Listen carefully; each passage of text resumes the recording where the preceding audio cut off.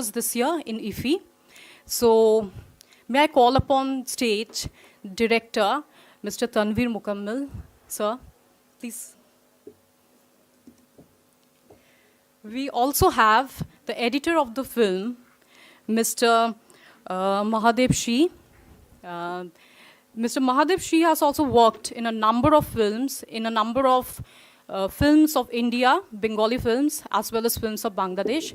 May I call upon stage Mr. Shah, sir, please.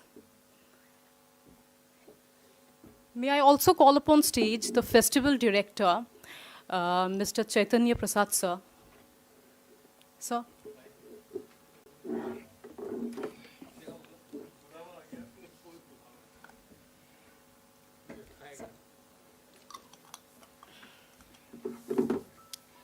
We are also privileged to have here amongst us the costume director and casting director of the film. I'm sorry. Yeah. Costume designer and casting director of the film, Mrs. Chitralekha Guha. And we also have the chief assistant director of Rupsha Nodir Banke, Mr. He's also the art director, Mr. Uttam Guha. Now, to speak about the synopsis of the film, it is a film about a left-wing leader who, like a great tragic character, fought against his destiny all along his life. While portraying the man's struggle, the film deals with a number of important historical events of the subcontinent. The central character faces British Swadeshi movement, the 1947 partition of India, the Tebhaga movement of Bengal peasants, creation of Pakistan, killing of the political prisoners inside jail in Rajshahi, and finally the liberation war of Bangladesh against Pakistan in 1971. Rupsha Nodir Banke is the story of a leftist leader and his time and era. The central character's name is Manav Ratan Mukherjee, who was born in a decaying feudal family in Kornopara village on the banks of the Rupsha River in Khulna district. As a child, the fatherless young man was a part of the Anushilon Shomiti during the British period and later joined the leftist movement. Due to his strong role in the peasant movement, local peasant movement, the peasants used to call him Comrade Thakur. So Manav Ratan lived a turbulent life amidst prison torture and various struggles, first during the British rule and later during the East Pakistan period. The greatest achievement of his life was to save bighas of agricultural land for the farmers by building a dam. And his most horrible experience was being an eyewitness to the shooting of inmates in Khapra jail ward at Rajshahi in 1950 during the East Pakistan period. Now this is about the movie. Speaking about the director, he's a highly acclaimed filmmaker of Bangladesh who has won the Ekushe Padok. So am I right? Yeah. Ekushe Padok and the National Award of Bangladesh for 10 times for his films, for his acclaimed films like Nodin Nam Modhumati. It's a 1995 film and the title translates into English as The River Named Madhumati. Chitra Nodir Pare, 1999 film. It translates into Quiet Flows the River Chitra. And Lal Shalu in 2001, which translates into English as The Tree Without Roots. He is also currently the director of Bangladesh Film Institute in Dhaka. Editor Mahadev Shah is a graduate of Film Institute FTII in Pune. His acclaimed works include Shrimanto Rekha, a 2017 documentary film, Shesh Songbad, The Last News of 2016, Onuranon, which is an Indian Bengali film of 2006. And pardon me, I forgot to mention that Sir has won National Film Award once in Bangladesh. Sir, you have won the National Film Award 10 times. Yes. You have mentioned that. Yes, I'm sorry. Yes. Okay. Yes. Please pardon me. Okay, speaking about the casting director and costume director, Chitralekha Guha, she has won the National Film Award of Bangladesh once and worked in a number of films with Sir. And she's a reputed actress as well.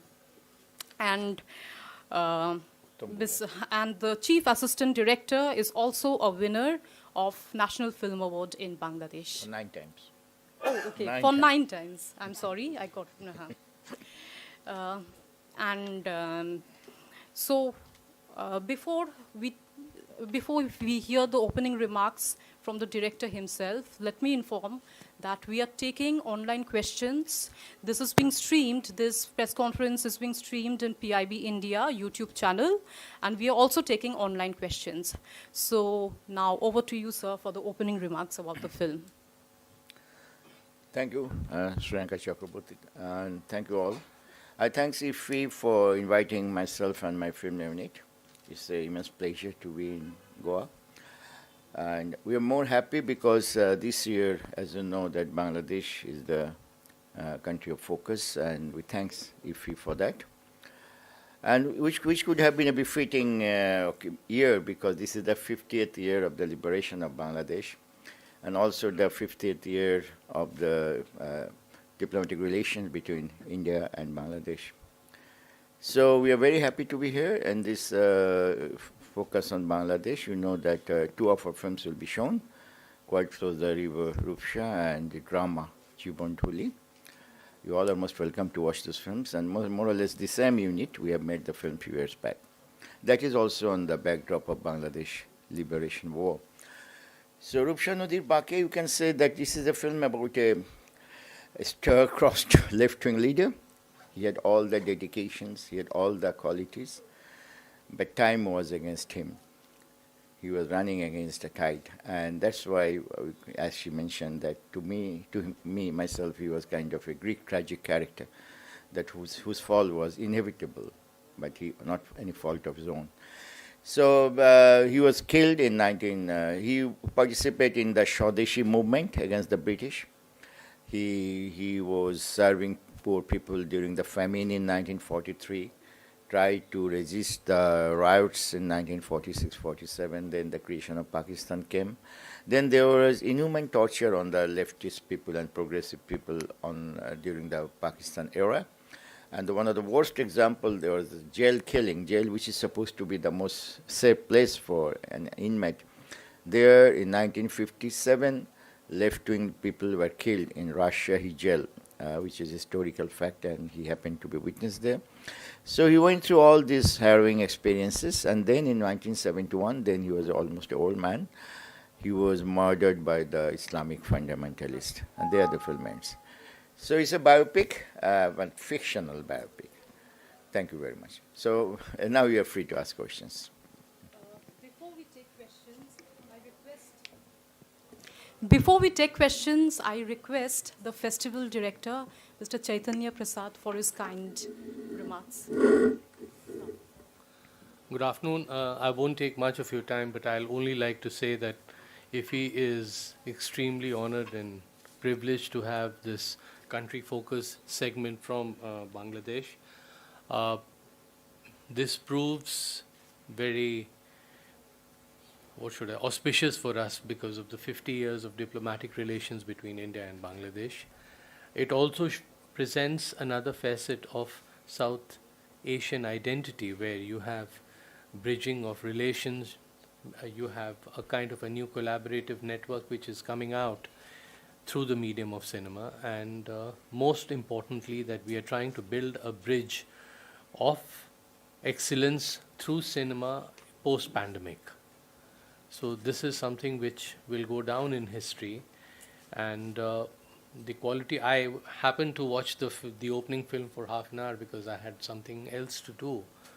It was quite a moving film, and especially the recitation of the poem and the song in the beginning. I won't give you more secrets, but it is something that you have to watch yourself. Extremely moving. So if somebody who's not been introduced to movies from Bangladesh, I think this is a wonderful occasion to understand how filmmaking has no boundaries in terms of presenting theme, content, ideas.